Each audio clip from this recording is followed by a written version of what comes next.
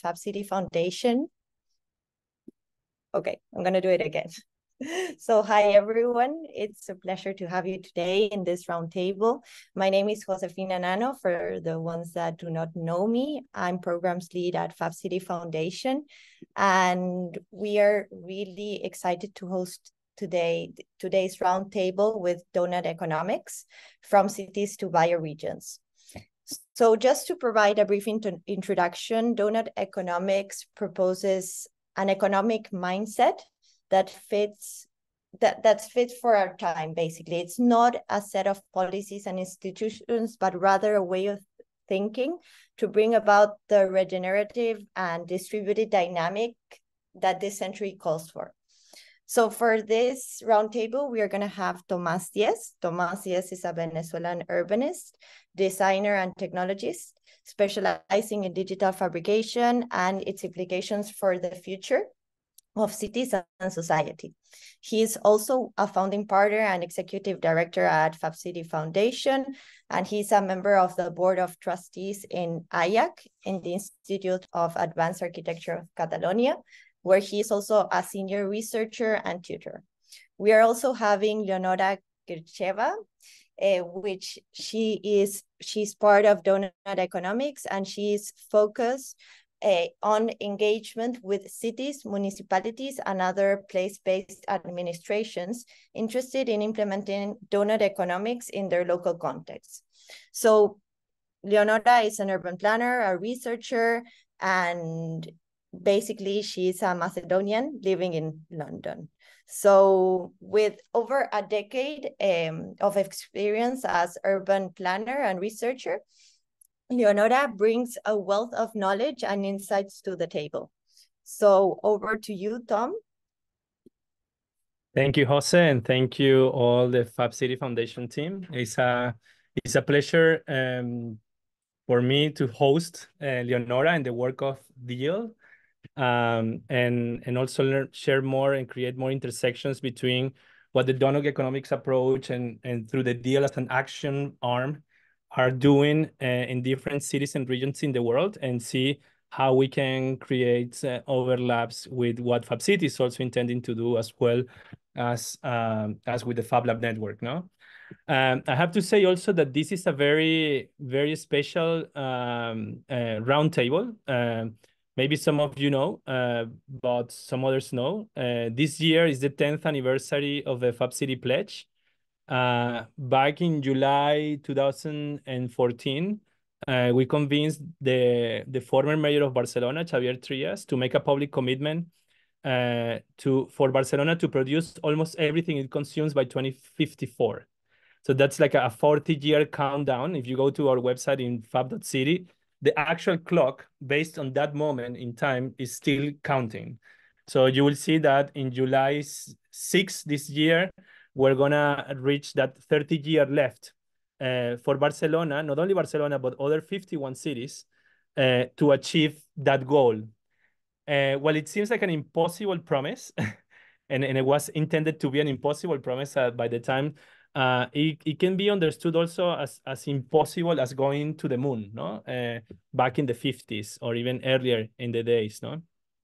So thinking about relocalizing production of things, of food, of energy, it might sound as crazy as to go into a space exploration, but it seems like if you have a better idea to try to transform our very wasteful and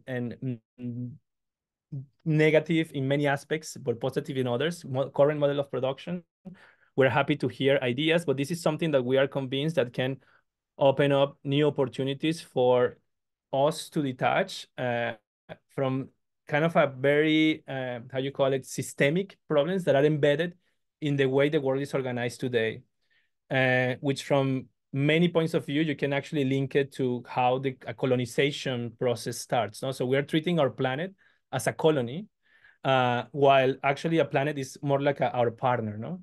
So the way we're trying to look at this, I think not only Fab City, but many others, and that's why it's so important to have Leonora and the work that Diez is doing now today, is understanding our production model, our economy, and then the societal values from where with a different perspective, no? That can sound very, I would say, like the antithesis of what we have now as an industrial society. If you ask some of the more traditionalist people in the field of innovation about what is how you measure the innovation capability of a region, of a city, they will tell you the amount of IPs that are registered in this place, no? And then, in my opinion, IP goes totally against innovation. Instead, most of us think about open sourcing, no? Or they will think like, no, we export a lot of things to the world, but I'm sure that they also import a lot, no? So it creates like this balanced market that actually contributes to, again, to a wasteful model of production, but also that also carries other negative consequences, such as making others to work for really low wages for us to pay cheap products.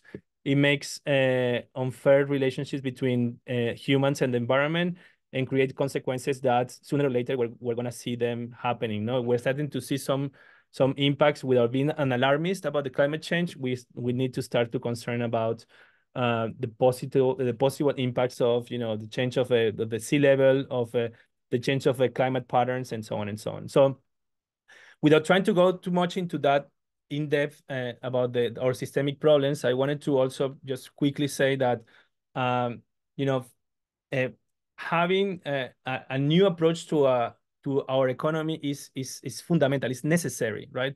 And I have to say, like, I haven't seen any other like it's as compliant and believable and also adjusted to our contemporary issues as the Doughnut Economics. So I think like the way in which we can learn about moving from our kind of a profit-driven, growth-driven economy to a more, I think, systemic, holistic understanding on what a different way in which we can make our living in the planet without compromising other forms of life and other people is possible. And I think that again, like having the opportunity to learn from what you're doing, Leonora, is really important for this network, for the Fab City network. There are already many overlaps, as I said before, in cities in which you are working, in which we are working. We have shared also in the past, and in a very kind of a open chest conversation that we had between teams, how challenging is to do things that require like a systemic, a very deep transformation of mindsets, and at the same time translate that into actions. And I hope that this small space that we're creating now, but also that we're going to continue in other collaborations that are happening actually next week in the context of our master program, the Master in Design of Distributed Innovation, and others can open the path for again for at least to have the space to have these kind of conversations ongoing, and to look for opportunities to do things together. So, Leonora, the floor is yours now. We're gonna have some of our insights from Leonora, and then we're gonna have a conversation in which we hope a lot of you that are connected online, thanks for joining. You're gonna be able to jump into that conversation. Over to you, Leonora. Thank you, Thomas. I'm very, very happy to be here. And we cannot hear you at the moment. What? Yeah. Can you hear me now? Can you hear it? I can hear her. Then Yeah. it's me. Go ahead. It's just you that you cannot hear me. That's hopefully you can fix your problem, Thomas. But you can hear the rest of us, no? Yeah. I don't know if you can you hear us. Josefina? Yeah. Tom, can you hear me? No. Okay. Should I start speaking and then hopefully we can solve I'll check this? with him. I'll check with him. No worries. Yes. So others can be heard as well. Well, yeah. Okay. Thank you, Leo. Great. Great to be here and to continue having these conversations about the new ways of thinking, the various entry points in the new ways of thinking, and the overlaps into our work as well. So I'll share a bit of a longer presentation, really starting with kind of introducing the core concepts and principles of Doughnut Economics. I'm sure, and I can imagine that many of those joining in the call will be at least partially familiar, but for those of you that aren't, I'll share kind of what is the donut, what are the ways of thinking of donut economics, then what is some of the work we do, and how are these being applied into practice by practitioners around the world. So let me just start sharing my screen and let me know if it's all okay and you can see everything clearly. So Doughnut Economics is coming from this book, essentially, from Kate Raworth, Doughnut Economics, 7 Ways to Think Like a 21st Century Economist. And it is, as the cover actually says, bringing these 7 new ways to think, to move away from 20th century paradigms about economics, about our societies and industries, towards new ways of thinking.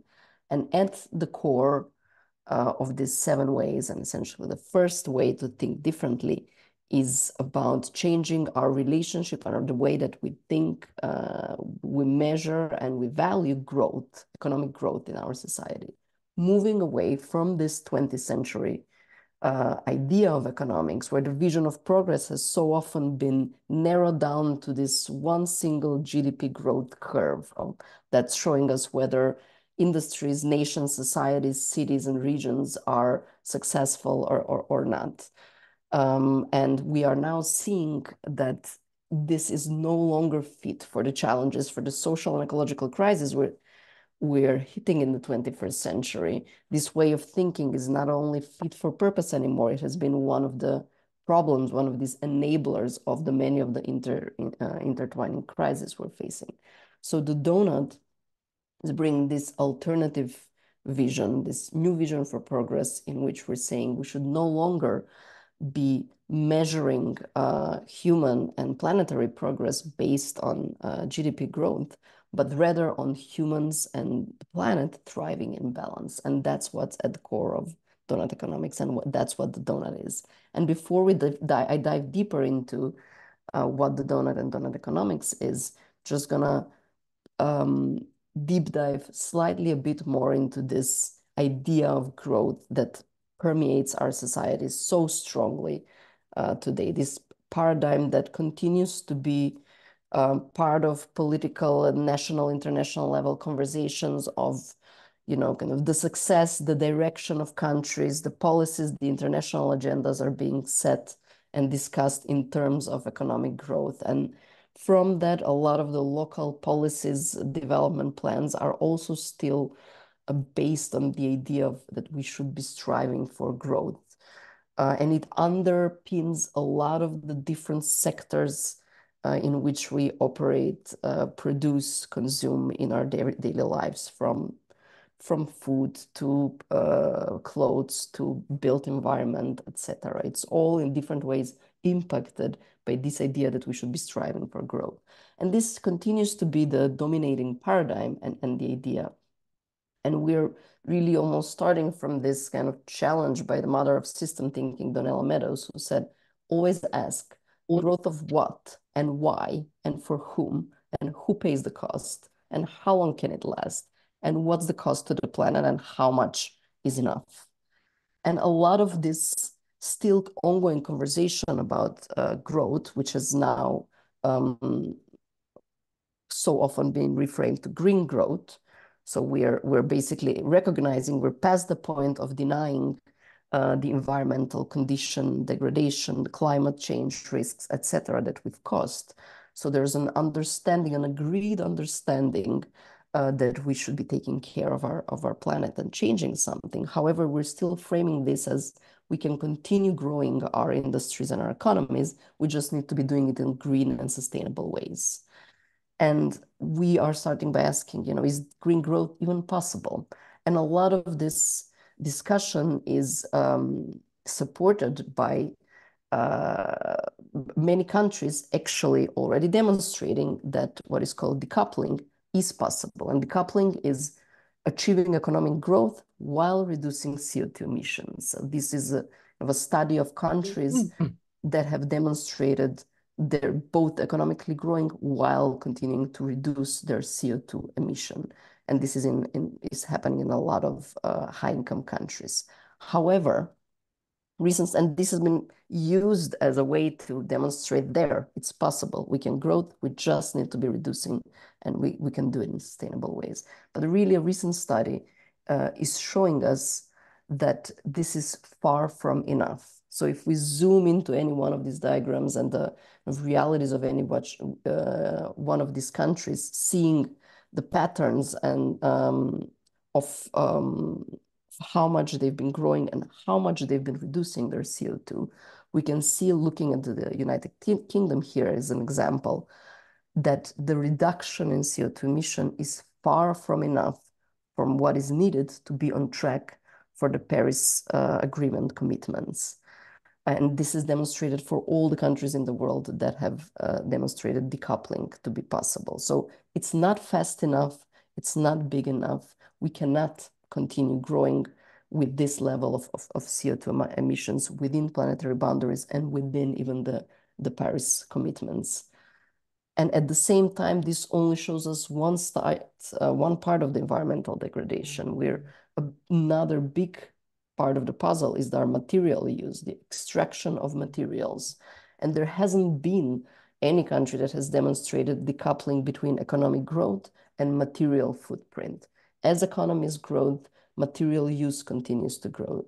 And this is becoming bigger and bigger of a problem, as just for so many of our industries and sectors, just for the solar power storage with our current industries and practices, if we were to fully transition to renewables and continue growth, we would need a 2,700% increase over current levels of extraction. That is far from possible right now.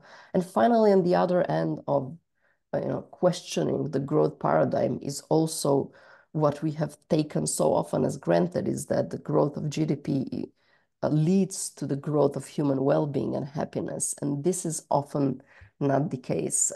And in Doughnut Economics, I'll talk about this, we're growth agnostic, recognizing that growth of some things and economies and GDPs is sometimes needed and possible and necessary to lift people out of poverty, to bring certain aspects of well-being. However, many places and countries have demonstrated that not always the growth of GDP has gone hand in hand with the improvement of the human condition. With looking at these example graphs from the USA, where growth of GDP has gone hand in hand with growth of poverty, with a growth of inequality as well. And so this brings us back to really what the Doughnut invites us, how the Doughnut and the Doughnut economics ways of thinking invites us to think about growth. And that is, we shouldn't aim to grow whether or not we thrive, but rather thrive whether or not we grow. And this is what the Doughnut is. This image is essentially, if we imagine humanity's use of planetary resources radiating from the center in the middle, we want to use enough resources so that all humans are outside of that hole in the middle and meet their basic needs. So we want everybody to go over that social foundation and into that green, safe, and just space for humanity. However, at the same time, we cannot let our collective use of resources push over the outer ring, the ecological ceiling, because that's where we start putting too much pressure on the planetary boundaries and start breaking down the balance of the planet. So the vision of progress for humanity in the 21st century through the lenses of the Doughnut is to meet the needs of all people within the means of the living planet. Very simple and yet very contradictory to so much of how we're currently operating. And these themes that you see on the inside of the social foundation, water, food, health, energy, are these basic human needs that are crowdsourced from the Sustainable Development Goals. And the outer ring themes, climate change, ocean acidification, chemical pollution, fertilizer use, freshwater withdrawals, biodiversity, air pollution, land conversion, ozone. These are the planetary boundaries identified by Earth system scientists over a decade ago. There are these planetary scale systems that have a limit of how much human pressure we can put on them before they start causing planetary scale damage, as we're already seeing with climate change, as we're already seeing with biodiversity loss. So if this is the goal of the donut. How are we currently doing towards achieving this goal? And this mirror of humanity is showing us that we're living deeply out of balance, that we have billions living in deprivation while we have pushed way over the safe limit of our planetary boundaries. And the challenge through the lenses of donut economics is to be changing our ways of working, thinking, practicing, producing, consuming, in order to be turning this image around, to recognize that we live in a generation that is probably the first generation that has the science, the knowledge, the know-how to see this selfie and to start doing something about changing it. And this image looks very different if downscale at the scale of nations across the world. But through the lenses of the donut, every nation must transform. We don't subscribe to the dichotomy of developed and developing nations that is based on income and on economic growth, because no nation is actually living in the safe place of the donut, having met the needs of people while living safely within planetary boundaries. We have nations on one side, like Kenya, where people are disproportionately living in deprivation compared to other places. However, they're living still within their safe planetary boundaries. The ecological pressure they have put on the planet is far less than countries on the other end, like the United States, who are pushing way beyond their fair and just a limit. So we should all be transforming. And how do we start this journey towards transforming? And this is where this kind of 7 ways to think like a 21st. El Volga tiene coño, no sé, pero es que ya todos los instrumentos tienen secuenciadores. Here, okay. And so I'll focus a bit more on one of 2 of these 7 ways to spare times and to share some examples. But really, it's about changing the image of what the economy is. It's about nurturing human nature and recognizing that we're not selfish humans, but we're social, adaptable, caring and sharing beings. It's thinking beyond linear mechanics and getting savvy with systems, recognizing the complexity and systemic interconnections of the cities and places we operate in. And it's these two ways of thinking that I'll just briefly focus a bit more on, because this is where we so strongly overlap with the principles of work of Fab City and Fab Labs as well, which is designed to distribute. So inviting us that focusing on growth won't lead to equitable outcomes, but we should be making cities distributive by design, sharing value and opportunity with all, and create to regenerate, saying that focusing on growth won't be leading to a green future. We should be making cities regenerative by design, in planning, in building, in living. And what does it mean, these ideas of regenerative and distributive by design? On one side, it's about looking at our ecological system. So this is where we've inherited the generative economies, where we take Earth's products, Earth's resources from our lands, from our soil, from our mountains. We turn them into products. We use them sometimes only once or few times. We turn them into waste. We take, we make, we use, we lose. We're running down Earth's life-supporting systems, where we should be really turning these lines into circular lines, where we're working a lot more carefully with the biological materials and with the technical materials to reduce drastically the pressures that we're putting on the living planet. And this means also changing our underlying way of thinking from, in this example, looking at production of technologies and materials, from being degenerative by design, driven by this unsaid question of how much can we get away with things like built-in obsolescence that so much has been based around, but moving beyond just being sustainable and doing net zero damage at this point, just recycling, because we're beyond the point, and we're never in a point where that should have been acceptable, but really asking how much can we possibly do? How can we actively be regenerating and restoring from the onset, from the very beginning of the design of materials, of places, of products? And there are many, many examples of what this means in practice, whether it's in architecture, whether it's land restoration, whether it's product design, whether it's reducing how much we build and produce, whether it's actively regenerating the natural resources, whether it's changing how the cities look like now to be releasing and giving more space to nature to regenerate itself. And so often this conversation can be narrowed down to kind of circular economies and circular strategies and ways of production, but really that, and that is absolutely important and relevant and a big part of the puzzle, but it isn't enough only to be aiming for circular economies, because often this conversation can get too narrowed down into the environmental impact and into circulating materials. And so often we really leave invisible the social side of things, of, you know, where are these materials extracted for and what are the long-term impacts on those places and communities? Who has access to this sharing economy that we're creating? What are the conditions of the workers remanufacturing? And this is where we bring this other side of the coin that this new way of thinking that is being distributive by design. So looking at the social aspect of our economies and industries, we've inherited this so unequal economies, industries, societies where opportunity and value are captured in the hands of few, with rising inequalities and wealth and accumulation of wealth in the hands of a few. And we should be moving beyond towards being distributive by design, where opportunity, value, knowledge is shared with everybody who co-creates it, with all members of society.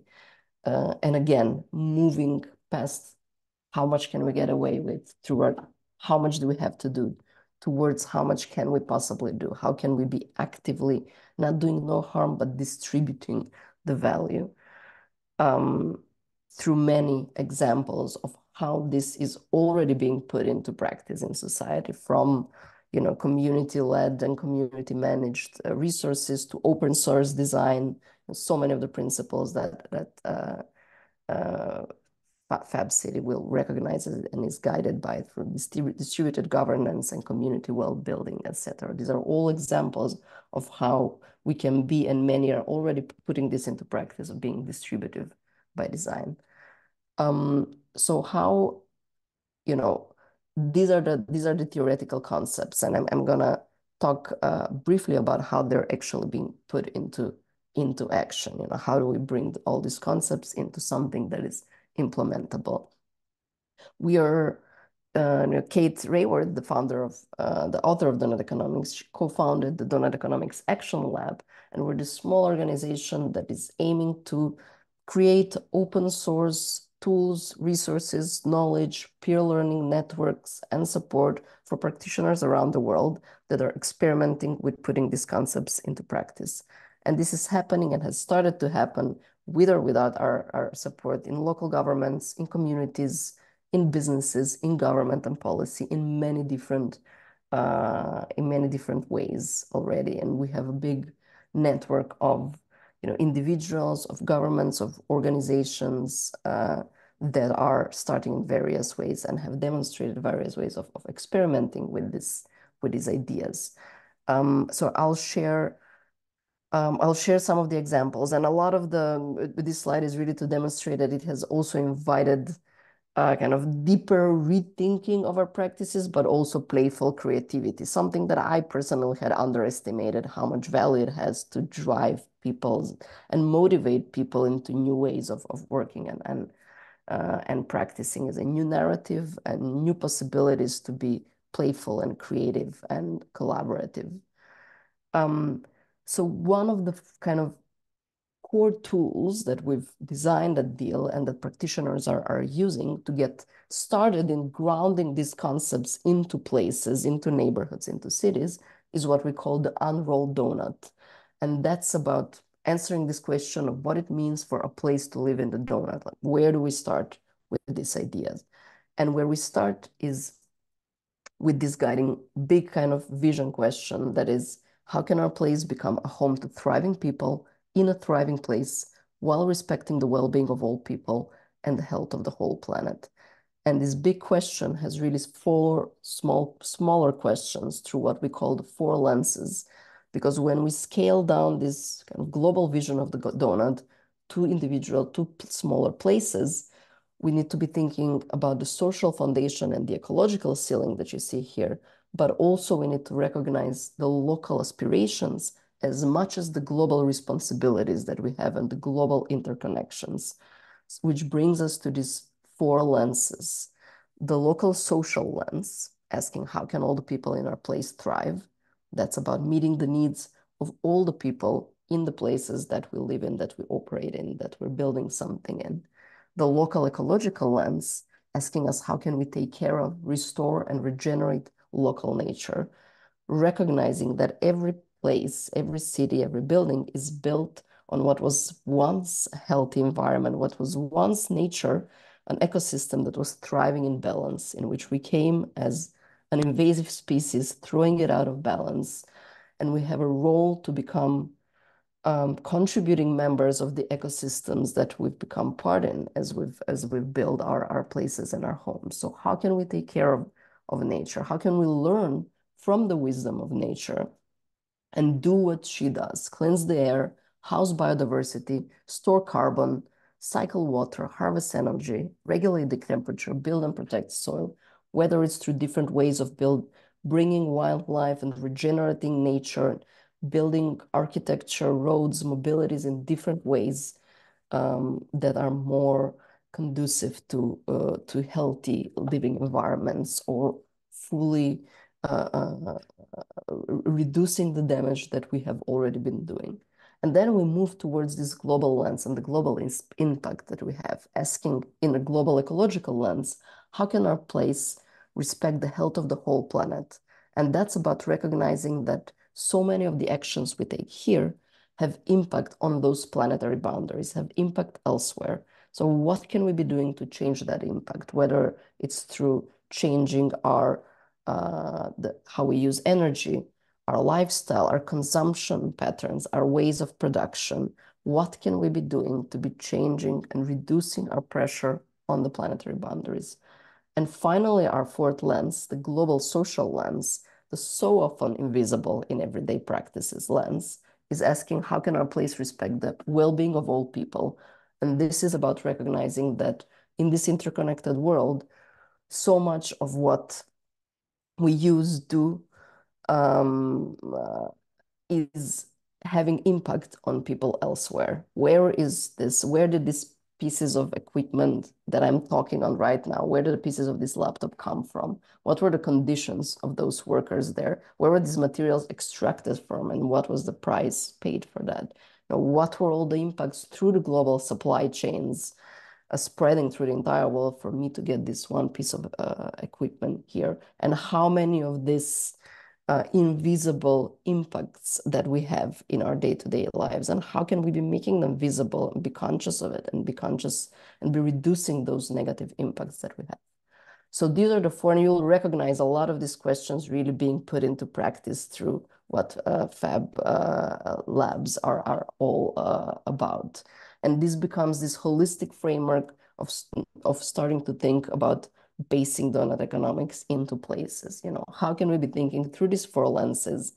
How much can we possibly do? How can we be regenerative and distributive by design if we dream big, if we think about having actively positive impact and reducing all harm in all four of these lenses?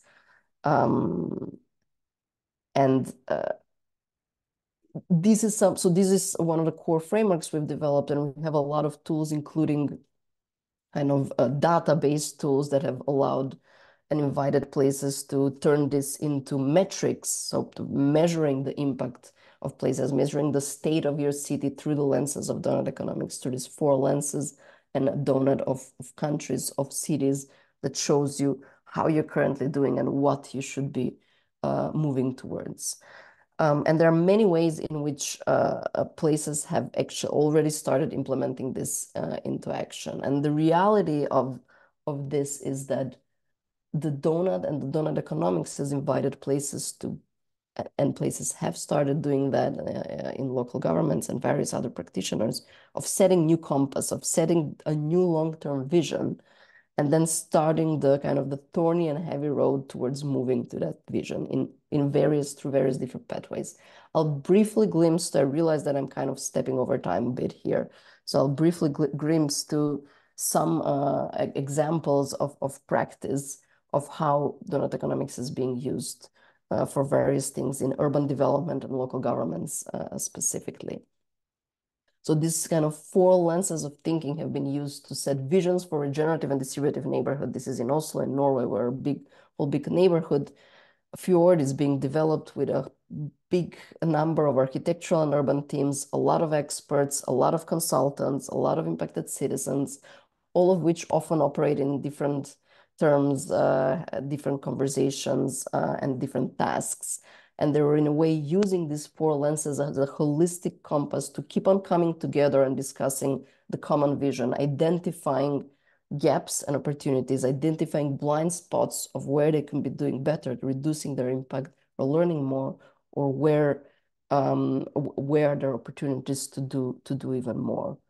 And equally, at a bigger scale, in Timpu, they have been thinking through these lenses of being regenerative and distributive by design, combining the donut economics with their gross national happiness policies and ways of thinking that are much older and much more established, but very much aligned, as it offers a different measure of progress that isn't GDP. But they've been using kind of this further challenge of thinking, what does it mean? What are the practices that we already have that are degenerative or divisive, or regenerative or degenerative, that we've had now, that we've had in the past, and that we can use to plan for the future? They've been doing this at a neighborhood scale in Birmingham, in England, where they've been doing this group called Civic Square, has been working with the citizens of a neighborhood in a longer term experiment of what does it mean to transition in a neighborhood, to be transitioned as a neighborhood towards the donut, from learning jointly with school children about the local environment and understanding and changing our relationship with nature and the impact we have on it, through working on a bottom-up retrofitting a whole street and building a new type of civic and social governance guided by these ideas.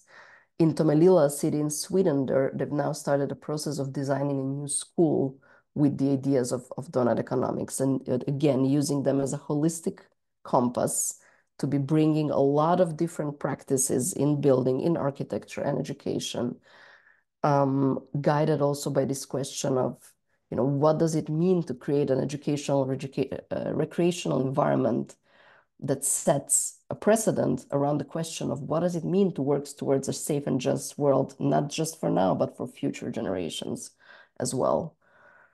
There have been practitioners that have that we worked with that created this manual specifically for urban and urbanists and architects called Doughnut for Urban Development, exploring how to be, what are the indicators and data we should be working with, and what are some methodologies we can be working with if designing architectural projects that aim to live within the safe and just space of the donut. And then there are many, many examples as well of using this holistic framework and these new ways of thinking that have guided processes of community engagement and dreaming and visioning and mapping, as they inherently lend themselves to being kind of a collaborative, uniting sort of framework, bringing in different conversations and different sectors and different types of practitioners together, each with a different role.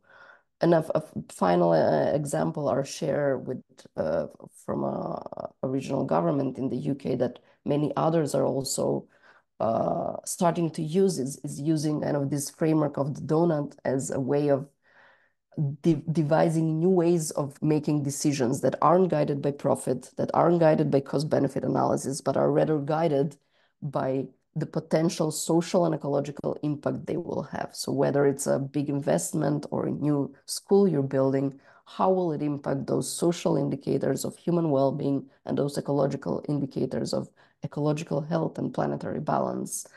And how can you adapt and contextualize this to understand the real impact of your everyday decisions in your local government, in your village, in your neighborhood, in your city as well? And so many have been using this framework as a way of redesigning and making decisions in new ways. So this was just a very fast kind of run through some examples of practice. A lot more out there. These are just the local governments that are working with the principles, and if you're interested in learning more, you can find out a lot more on our platform and in this guide specifically for local governments. And I'll stop sharing now to leave some space for discussion and for just a conversation. Thank you very much, Leonora. That was indeed, like a very deep but fast dive into the Doughnut world. It was very insightful. I think like a part of the conversation, like to jump directly in things that we were commenting before, and also actually, part of this roundtable. No? One of the thematics is, we say, from cities to bioregions, but I would say like moving away from cities. If I will try to rename it, no. And one of the things that I could identify from the Doughnut approach, no, and then when you try to actually localize it as much as possible, is that and this is something that we shared earlier, no. This resonates a lot with this idea of bioregionalism, no, and without trying to turn it completely about into a kind of a center into the bioregional thematic, I could say that this idea of understanding the relationship between people and place is something that is at core of bioregionalism, which started, in the 70s and in the last century. But it's something that kind of I see like in not only in our movements, no, not from the Doughnut, but from Fab City. There's another super interesting group called Terran Collective, which operates in the West Coast in the United States. There is Joe Brewer and the Earth Regenerators group that are trying to do things that are focused on this idea of kind of reconfiguring in a way our relationship with the context in which we operate, no. And that, at least from the Fab City perspective, that is leading us to kind of a move away from this kind of a city-centric view of the world, no?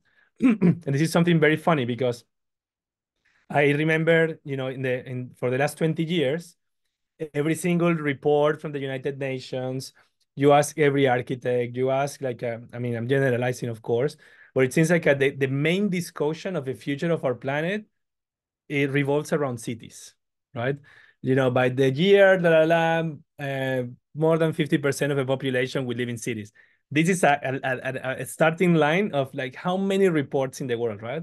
But the truth is that in one hand, the city it's kind of a tricky thing, because when you name that, you feel like you are delimiting the problem, that you are putting okay, you are encapsulating the problem. But the truth is that the city, and I say this very often, it has tentacles, no? It's like and these tentacles spread around the world, and they suck resources from places, and it's very difficult to measure. Actually, it's one of the big challenges of Fab City is how to measure what the city consumes and what not, no? In any case, what I'm trying to move forward, the discussion is like, in this idea of again, like I'm moving from cities and understanding the new spaces for opportunities. And I saw that again, in your explanation, you talk about, in principle, what I could say well, that's very a bioregional approach, right? And in the other hand, you are also you're talking about actions in neighborhoods, right? And also at the same time, you are talking about this kind of a more systemic kind of understanding of the economy, let's say the example in Bhutan, no? So my question would be how and again a question I don't know if it's even a question, but I guess I got to foster the discussion.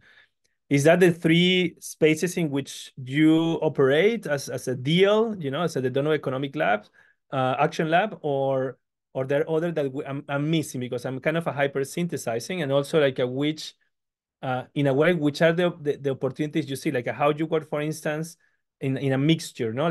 When you talk about the neighborhood I think in Sweden or in Norway, with the more systemic view in Bhutan, with a more regional approach. You have an example in which the three kind of combine, or you can see the interaction in these multiple scales? I mean, it's a bit hard. I wish I had such a smoothly synthesized example, but the reality of the the practice of Doughnut Economics is, and kind of one of our strategic principles in the way that we operate as DIL, is that we go where the energy is. So we don't actually go and proactively lobby and try to create something in regions that we're not from, but rather we're responsive where there's interest and the energy, and we support those practitioners that are starting to work. So the interest comes from different places and different scales, different change makers hitting different walls, and so that's why they're so wildly different, both the scales and the entryways in starting to engage with this. So I can see a lot of different, practitioners operating at a lot of those scales, and often they start to impact each other. They worked in a neighborhood scale in a city, and that impacts and influences the local government there. So they start collaborating and they build relationship with the outer region as well. However, it's a slow and snowballing process.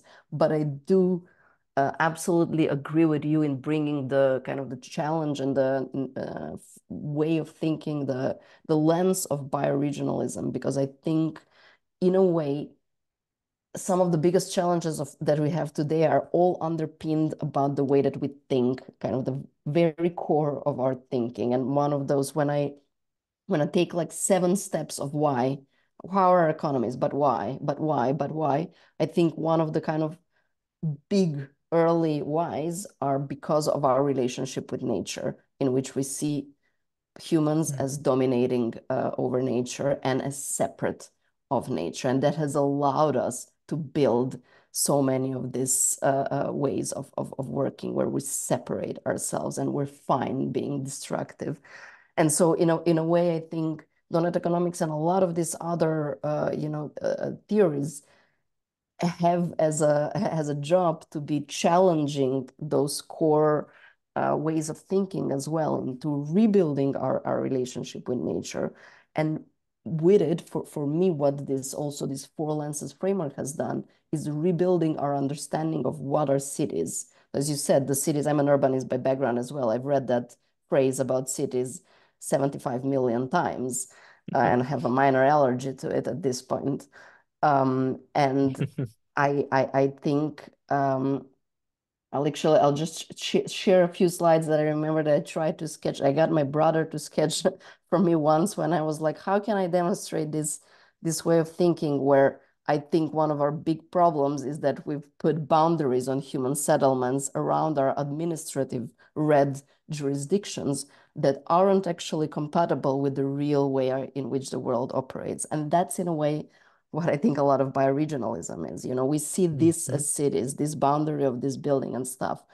And then we start thinking about where is the food coming from actually, and where are the animals and other products, where's the clothes and the clothes materials coming from, and where are our products coming from, and where is our water coming from, and who are the people working in all those spaces. And we suddenly realize that it's a very false definition of cities that we've created, and this mismatch is causing a lot of our problems. I've been talking a lot. I'll shut up now and let someone else talk. No, but it's fascinating. I think like yeah, we kind of I don't know, Jane Jacobs. I don't know if we would be proud of us, but I think like we maybe we can declare the death of cities. Let's see if we can take it further. But I have more questions, but I want to pass it to Mohammed. You can briefly introduce yourself and then put your question out. Thank you. Thank you, Tom. And thank you for the great discussion. I'm happy to be here. My name is Mohammed. I live in Jeddah, Saudi Arabia. Actually, Doughnut Economics book was the reason I joined the MDDI program, and I enjoyed it very much before even I joined the program, and I even enjoy it more now. So my background is in finance, and my deep specialty is business development and innovation. And I help creating and develop new value propositions and companies within the region.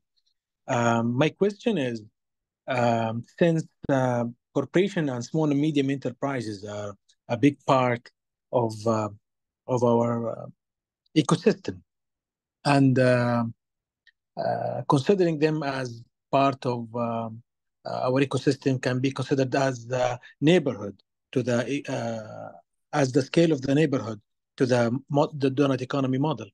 So is there a tool to implement to corporations and organizations that help them gain that balance in ecological and social boundaries? I believe a few of the terminologies and KPIs would change naturally due to the nature of the application itself. But it would be very much useful, and I believe it will help move on to the right donut side, to the whole system, to the whole country level if we moved on with the organization level. My second and final question is, I would like to understand and know any successful tactics that the city used to move to the right side of the donut.